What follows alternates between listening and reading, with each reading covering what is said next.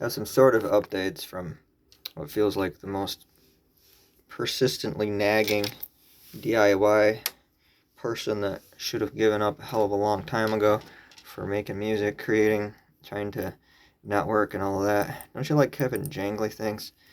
I like to fill up on jangly things to hit against the body of the guitar. It makes for percussive turmoil that you can eventually try to outwardly convince is a forecast of intentional jangling.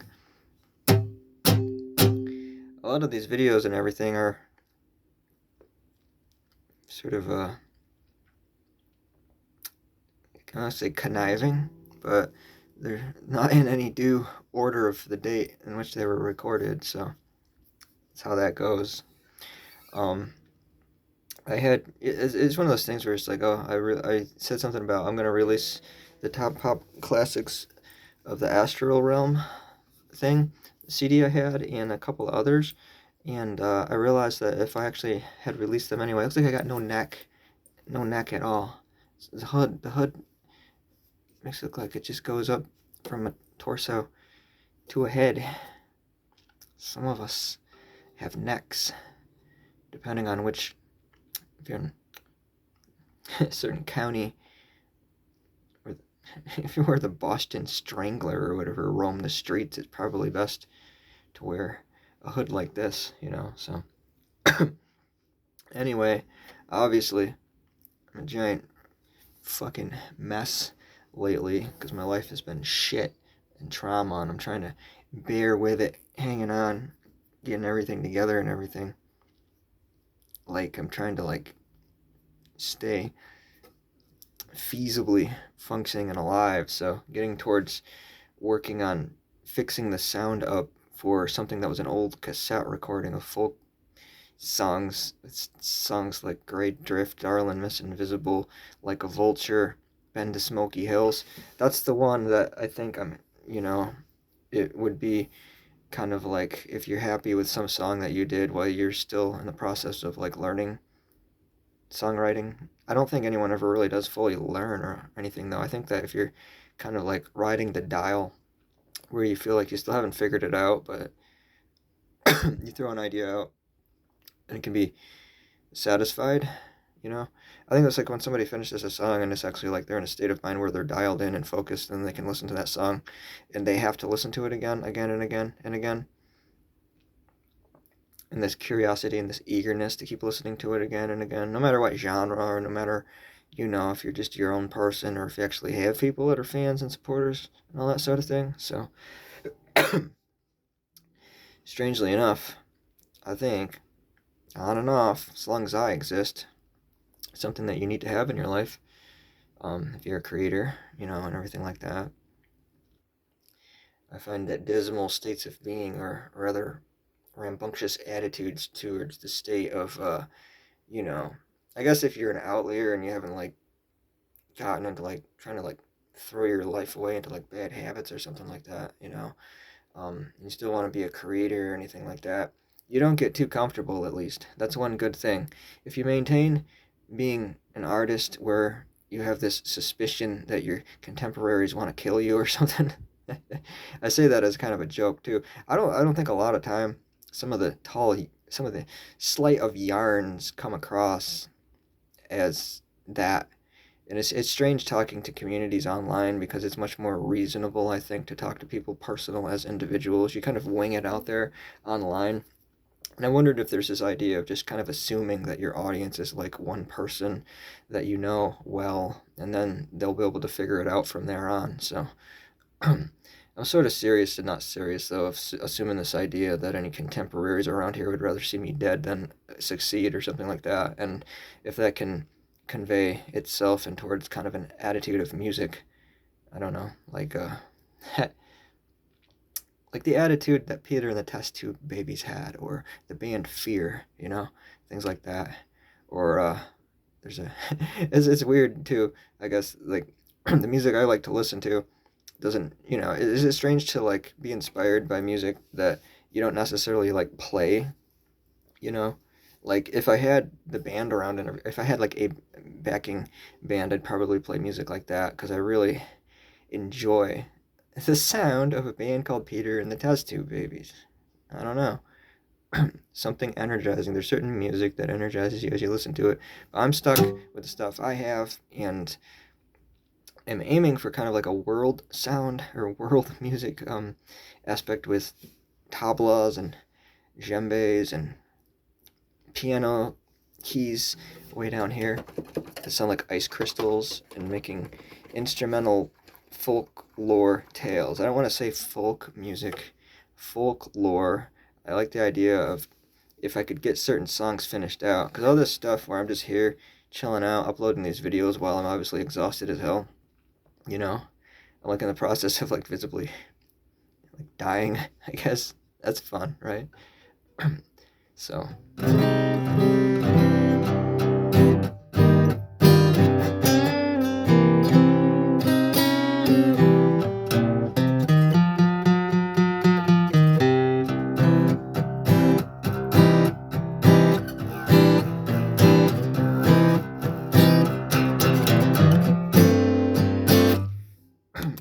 Online, I saw that this old CD store had reopened, and it was a place that my dad had. He brought me there sometimes, and other times I was dragged to go there. But I remember being a little kid in my head, barely able to like peer up level where the CD racks and cases were and everything. And it was a CD store, and it was a cafe also, and it was about 40-minute drive or so from around here. And it was fascinating seeing the CD cover art of all these different bands and everything. And I just remember in indie music, I don't know, everything. It's almost like compared to now, everything then is like stuff I would maybe, I don't know, maybe some things you would reject listening to or sneer at back then at the time. Or as I got a little bit older, in comparison, like there's a song by a band called The New Radicals, and it's called like You Get What You Give or something. It's got a good message to it. It's a decent pop song. Pop songs even were good then. It wasn't like low level, like insanely consumer materialistic, like materialism worshipping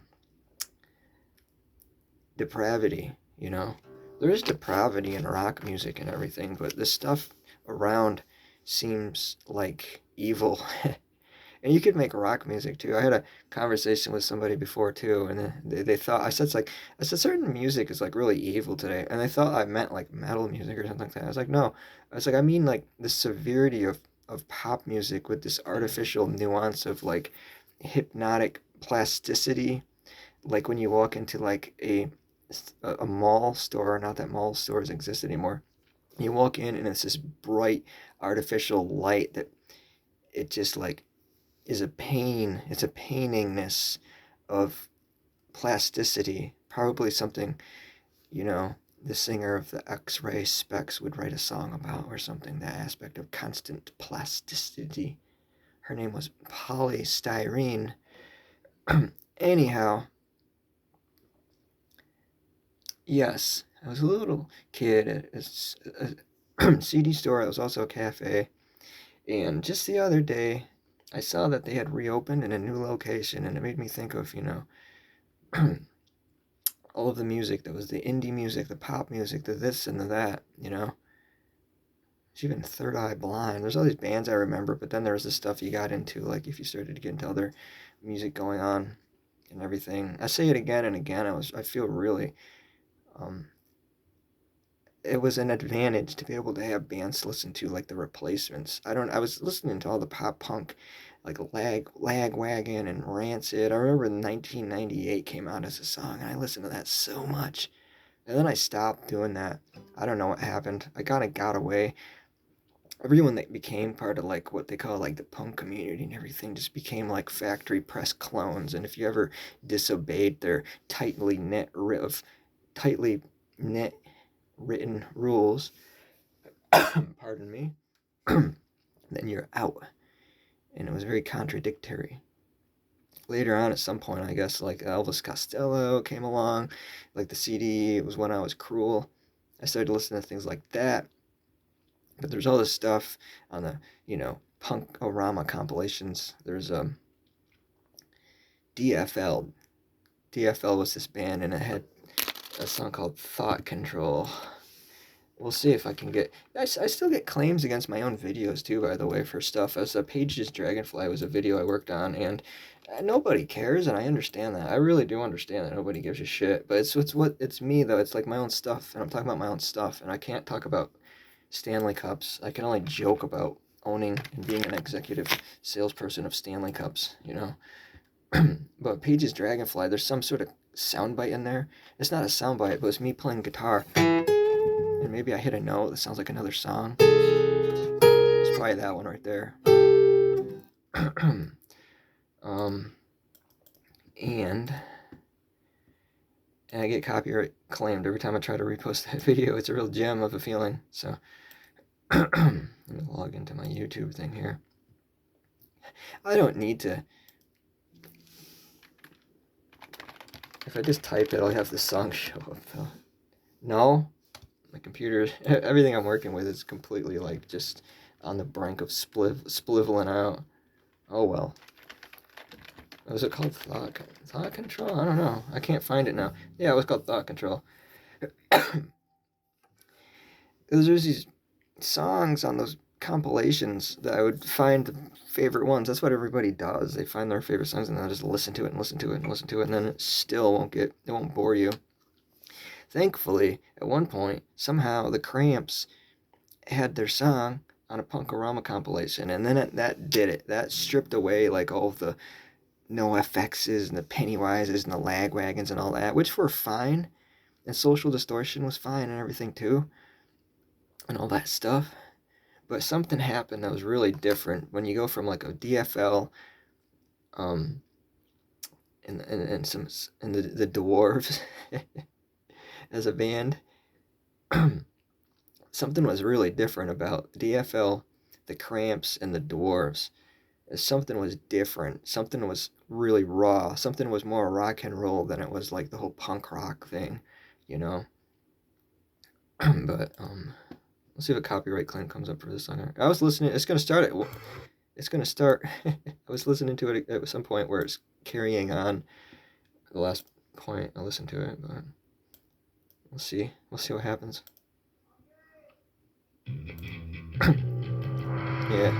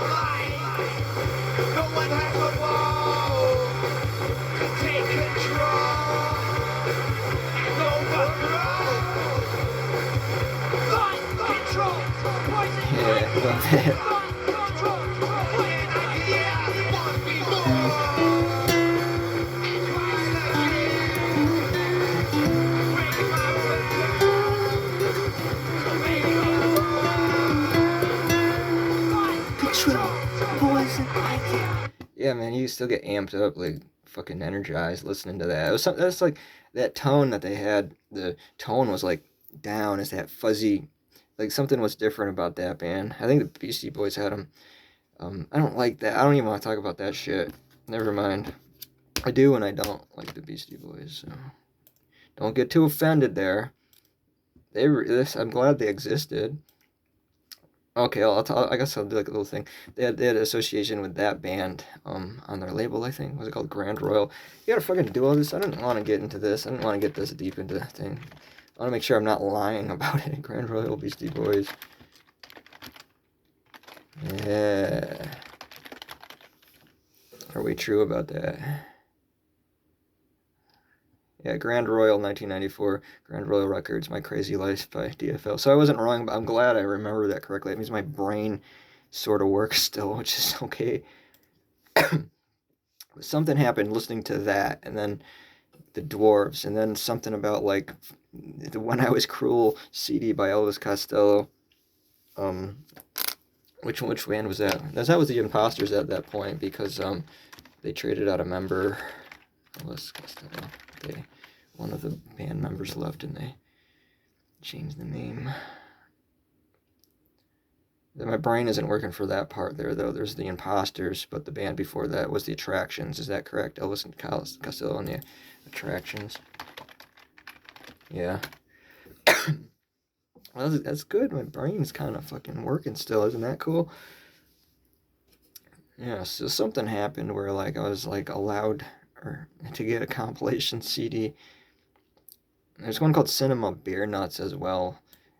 It was, like, I just kept thinking of, like, people having beer farts or whatever, even during that time. Good lord, yeah. That was what the ska rock was going on and everything, too. I don't even... Now I remember looking at this. This is crazy, because that's the stuff I'd listen to on the school bus and everything. You know, and that... girl looks like she could pick me up and throw me or whatever, get mad. I'd be listening to my music too loud. And other people listening to bad music listen to their music loud, too, though. So I thought I'd listen to good music from my cassette tape and my CD player. But that one, that got all the Less Than Jakes and everything, and the MXPX, that's the stuff I meant that I was like, I'd listen to it, but it was just kind of like, it's like, all right, whatever. I liked it then, but still, like something happened where your soul felt like when that song by DFL came on, and then you heard the Cramps. It started to get about who the Cramps were, and you see Poison, Ivy, Rorschach, and everything. It's like, man, that puts a seed within that eventually brings you to like going back to actually where the stuff that was really raw came from, hollow-bodied guitars and real rock and roll, because I still think that's more real. But that's, there's good bands on those, still some other good ones like the Humpers. The Humpers were taking garage rock and still bringing it forward. What am I doing? This is how people used to talk, by the way, when they used to like meet with each other before everyone's on their phone all the time. So I'm just kind of doing something humans would do. Now I'm a phantom and it's hard to exist. I got a lot of crap going on in my life I'm really trying to get through. And I made some statement about trying to not become something that I don't want to be, but I have to be that in order to push through and to survive and guard myself while I am fending for myself in an extremity. So if you want to stream some of my songs, that would help me find a good place to rent out with somebody where the people have their head on their shoulders correctly. I can't be around any messes anymore. I don't have enough in me to babysit other people or anything like that. I'm gonna shave this stupid goatee thing first of all, because I look like I should be rapping into the band 311 right now. Go back and listen to. Never mind. I don't want to talk bad about things. Never mind. But somehow Elvis Costello and the Imposters links to Ian Dury and the Blockheads, because there's a guy named Barney Bubble. Was it Bubble or Bubbles? Artist. Barney. This is Bubba. Oh, damn you. By the way, Google, 2 thumbs down. Google's about ready to pop its blister, Barney Bubbles. Dude, while Google might work, you might want to search from somewhere else, though. Check out this person named Barney Bubbles as a graphic artist, because he got out there working with Hawkwind, Ian Dury and the Blockheads, just doing a wallpaper thing, though, but whatever. And Devo, also, I believe, right? It's hard to know what reality I'm living in anymore, with like witnessing humankind plunking itself deep like an ostrich that didn't just get its own head down in the hole, but the whole ostrich went down, as an example. Be Stiff. Cover. Good God. Be Stiff. And then eventually you find Devo. Eventually you find the hardcore Devo songs and the song Be Stiff. 2 versions of them. To me, that's the same as finding the song Love Me by The Phantom. Something happened. There's some feeling about that song.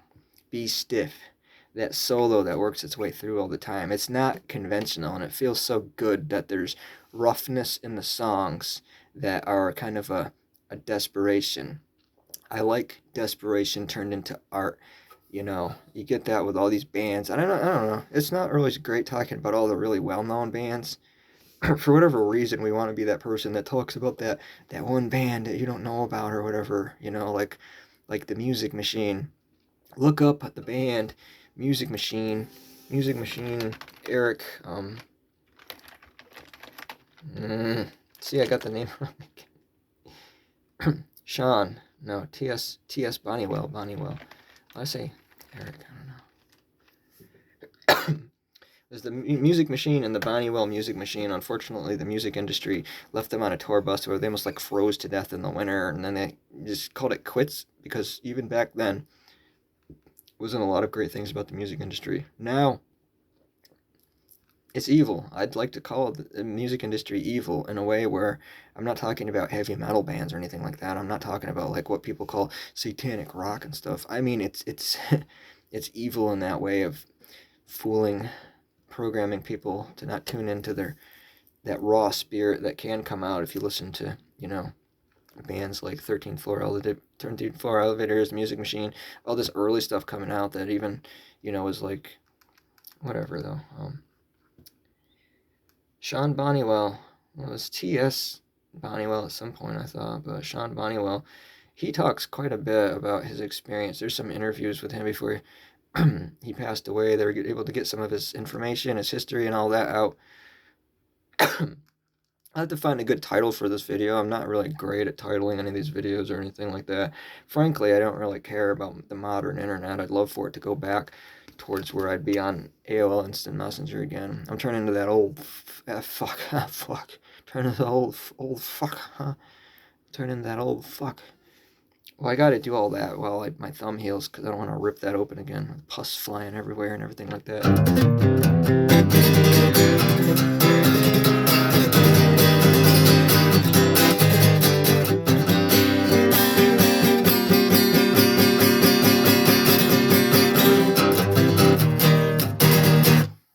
So I need a manager, I need somebody to translate what the hell's going on so I can like actually get music projects together and stuff. I promise that a lot of people will still probably, they'll hate it. That'll be great. Maybe some people might like it too. I don't care. I think, dude, I'm feeling like I was on the brink of losing everything so many times in my life. You end up becoming outspoken and unapologetic in ways that those people that say, I'm unapologetic, I'm progressive, and then they need to fit that image and walk the tight line all the time. I mean, I'm going to be in trouble with all sides, even though I'm curious about why everyone thinks the way that they do. I'm so curious about why people think the way they do that I'm getting in trouble with all sides all the time. So I need somebody to, need to hire somebody or something. I want to have some of that, what I feel. I want to bring that back out. There's other people that's still doing that too and everything, which means, in a way, why do I matter? You know what I mean?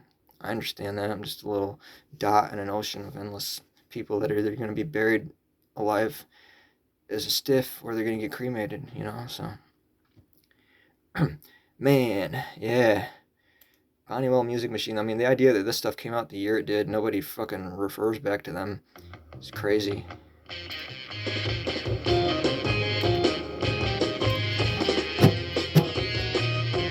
This music's crazy. It's like art rock and garage rock and all sorts of things.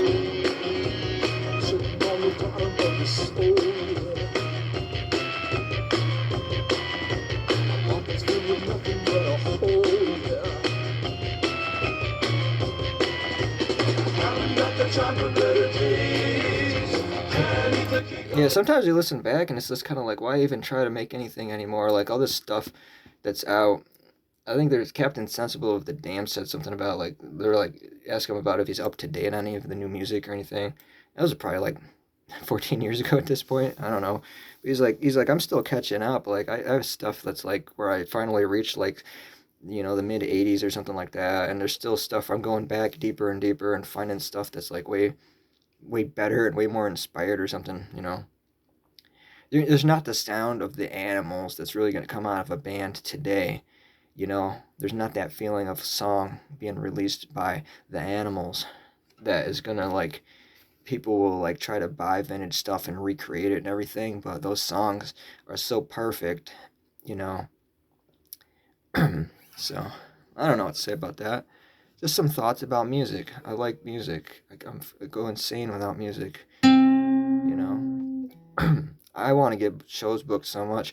I feel like I don't want to grow to be too old or anything, you know.